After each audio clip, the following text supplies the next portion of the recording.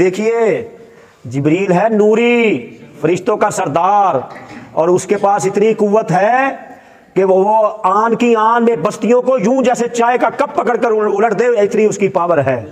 और मैंने आगाज में अर्ज किया था, जिब्रील तो हुजूर का खादिम है, हुजूर का वजीर है, वजीर की इतनी पावर है तो मालिक बादशाह जो हैं उनकी पावर क्या होगी। और उनके हाथ को अल्लाह फरमाता है, महबूब तेरा हाथ नहीं ये मेरा हाथ।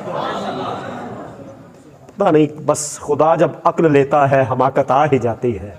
लोगों के अपने अपने ज़ौक़ हैं, अपना अपना मिजाज है। हमने तो सीरत ये पढ़ी है? हमें तो सीरत दाता साहब ने पढ़ाई है? बाबा फरीद ने पढ़ाई है, ख्वाजा गरीब नवाज ने। तो ये अल्लाह वाले फिर सीरत ऐसी पढ़ाते हैं। किसी ड्राई खुश्क मौलवी की बजाय किसी मर्द साले, किसी सूफी के पास बैठकर हुजूर की सीरत पढ़ोगे तो यही लुत्फ़ आएगा।